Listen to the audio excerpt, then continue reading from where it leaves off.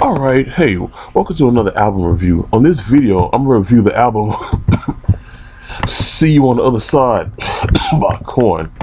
Okay, this album was released December 6, 2005, and on this was the first album that Korn did after Brian Welch, the lead guitarist, had left. And during this time, David Silvera, the drummer, was on his way out. And even though this album, you could tell by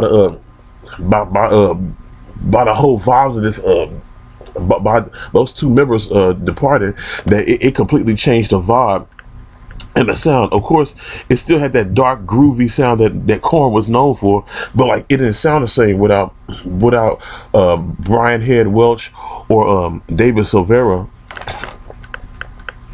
So it was just John Davis, Monkey, Fieldy, and whichever drummer was covering in for Korn at the time. Of course, and this album spawned like three singles, even though the whole album had that dark, groovy vibe. Like, if you ask me, I wish the song "Hypocrites" would have been been a single, but like, hey, it's on there anyway. And like you said, hold up, it says after completing the record deal with Sony BMG in 2004, Korn partnered with EMI and Virgin. Okay, Virgin paid Korn $25 million in exchange for share in the profits of "See You on the Other Side" and the band's next album. Blah blah blah blah. Virgin, like he said, the album was recorded in John Davis' home studio, which was used for the previous album, "Take a Look in the Mirror," as well as the Queen of the Damned soundtrack.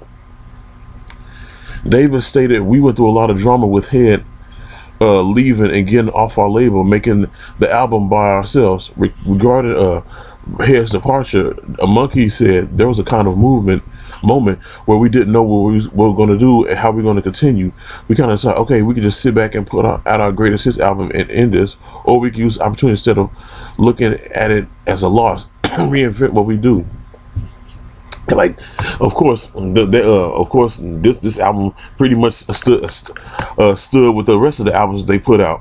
It still had that like I said, it still had that dark, groovy vibe, but they maintained. Of course, the first single on their songs, "Twisted Transistor," which had like a little funky hip hop vibe mixed in with the style of Korn. But on the music video, "Twisted Transistor," they had certain people playing. Like, see, they had Little John playing. They had, at that time, this was '05.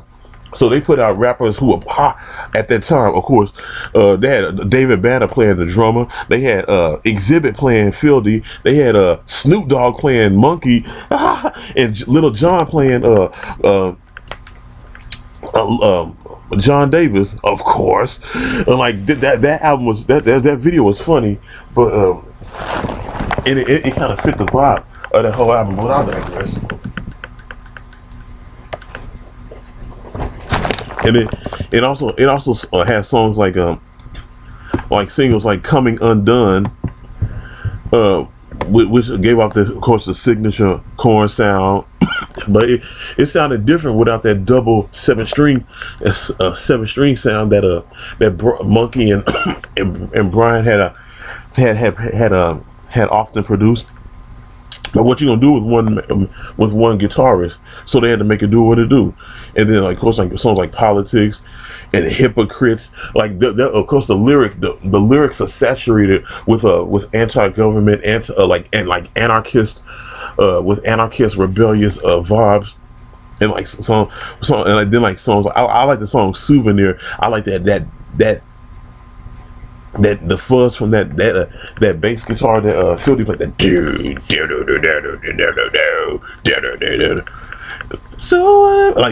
for some reason that is my favorite song on this album, because like after that, but before that is "Hypocrites." Of course, that has the same that sound like the B-side. Like "Souvenir" sounds like the B-side to "Hypocrites," because it gives off those same vibes. And then songs like a 10 or a two-way, which of course fits the vibe of Korn, and then like "Throw Me Away," which is almost like which fits into like the dark lyrics that John Davis produced, and they had a song. It's almost similar to the song "Trash" from the Issues album, and then songs like "Open Up" and "Coming Undone." Like this whole album is filled with the dark lyrics, but in a way it fits in with John Davis' dark, gritty mood, and it was giving off hints of how the band was falling apart, but they still tried to maintain. But like this whole album just gives off those type of vibes, and I like and I like the fact that they were still able to put out a bomb ass album, even though Brian Welch left and David Silvera was gone. But like, so they show you that they could maintain even though like two members of the band were no longer there, and that's fine, that's okay.